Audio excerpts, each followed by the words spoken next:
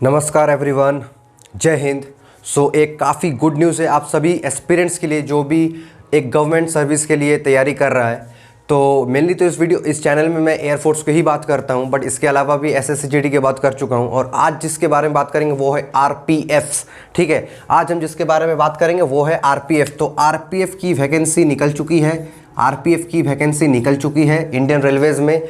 तो जिनका भी मान लीजिए आप एयरफोर्स में नहीं हुआ है, उम्र निकल गया है या फिर किसी भी कारण से नहीं हुआ, आप ज़रूर आरपीएफ के लिए अप्लाई कर सकते हैं। क्योंकि आरपीएफ में आरपीएफ की स्थापना हुई थी 1957 में। ठीक है, ये बता दिया, 1957 में स्थापना हुई थी। तो वैकेंसी किस चीज़ के ऊपर निकली है? वैकेंसी किस चीज़ के ऊपर निकली है? तो वैकेंसी दो पोस्ट के पदों के लिए निकली है। एक है आपका कांस्टेबल, ठीक है, और एक है आपका एसआई। ठीक है, एक है कांस्टेबल, एक है आपका एसआई। कब से स्टार्ट है? अगर बात करूं फॉर्म फिलअप कब से होगी तो 15 अप्रैल, ये डेट याद रखिएगा, 15 अप्रैल से फॉर्म फिलअप चालू होगी। 15 अप्रैल से आपकी जो फॉर्म फिलअप है वो चालू होगी। ठीक है, तो आप सभी को अभी से तैयारी में लग जाना है आरपीएफ के लिए। जो भी हो सके आपको वो सब पढ़ना है। तो 15 अप्रैल से चालू हो जाएगी और कब तक?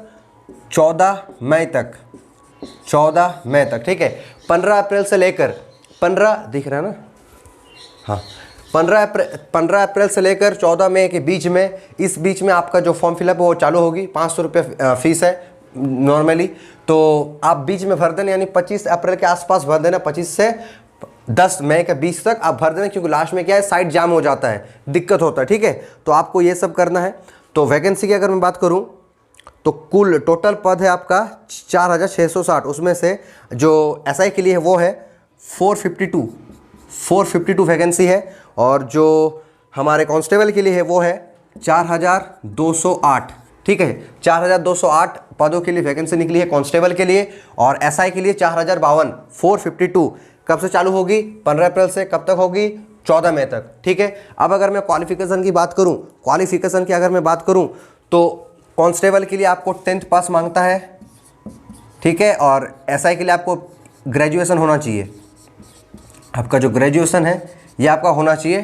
ठीक है, और अगर मैं बात करूं क्या है तो है आपका एज लिमिट। एज लिमिट की अगर मैं बात करूं तो ये जो कांस्टेबल के लिए 18 से लेकर 28 साल, 18 से लेकर 28 साल काफ़ी अच्छा एज का दिया है। तो 18 से लेकर 28 साल के बीच में आप भर सकते हैं। और अगर मैं ग्रेजुएशन की बात करूं तो 20 साल से लेकर 28 साल के बीच में आप इसे अप्लाई कर सकते हैं। यानी 28 साल मैक्सिमम लिमिट है, चाहे वो कांस्टेबल पद के लिए हो या फिर एसआई पद के लिए हो। ठीक है, तो ये आपका सामने जो है वो है। अगर मैं मेडिकल स्टैंडर्ड की बात करूं तो मेडिकल स्टैंडर्ड रेलवे में आरपीएफ के लिए B1 अलाउ है। B1, अब B1 क्या है? मेडिकल स्टैंडर्ड B1 का मतलब क्या होता है, ये मैं आप अगर कमेंट करेंगे तो आप एक वीडियो लाऊंगा जिसमें मैं मेडिकल के बारे में ही बात करूंगा। ये एक शॉर्ट नोटिस आया है, अभी उतना कुछ नहीं बोल दिया है कि किस रीजन से कितना वैकेंसी निकलेगा, ईस्टर्न रीजन से कितना, साउथ रीजन से कितना, या फिर ST SC जो डिवाइड होता है। तो अभी इतना बड़ा नोटिस आया नहीं है। अभी एक शॉर्ट नोटिस के माध्यम से आपको ये बता दिया है कि देख लो बाबू, अश्विनी वैष्णव जी बोल दिया है कि देख लो बाबू, तुमको 15 अप्रैल से 14 मई के बीच में फॉर्म भरना है। वैकेंसी कुछ भी रहे, तुम तैयारी शुरू कर लो। यही कहना है कि अब क्योंकि 18 के बाद से तो वैकेंसी आया नहीं है।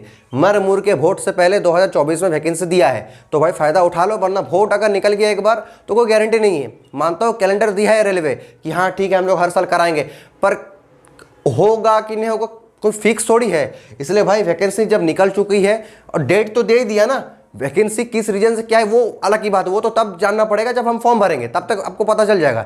जब आप फॉर्म भरेंगे तब तक आपको पता चल जाएगा कि आप किस रीजन के लिए अप्लाई कर सकते हैं। ठीक है, लेकिन तैयारी जो है वो तो आपको पता चल गया, हाँ चल निकल गया है, कन्फर्म है, चल इतना देर से फॉर्म भरेंगे, तो आप तैयारी में लग जाओ। ठीक है, तैयारी की अगर बात करूँ तो 120 मार्क्स की होती है, जिसमें से आपका 35 मैथ, 35 रीजनिंग और 50 आपका जीके आती है। साइंस नहीं भाई, ग्रुप डी में अलग से 25 नंबर के आसपास ग्रुप डी में जनरल साइंस आता है। पर आरपीएफ में ऐसा कुछ नहीं कि साइंस का अलग से। ठीक है, वो मिक्स क्वेश्चन में ही देता है। जैसे एसएससी के जैसा जीके होता है 25-50, तो जैसे सीपी में 50 नंबर का जीके होता है। ठीक है, अब उसमें साइंस भी रहता है, history, geography, physics, chemistry, biology, political science जो भी है वो सब उसी में रहता है। सेम वे जो आरपीएफ में जो 50 मार्क्स की जीके आएगी उसमें भी आपका हर कुछ रहेगा, अलग से साइंस नहीं है कि आपको 25 नंबर सिर्फ और सिर्फ साइंस रहेगा, ऐसा नहीं।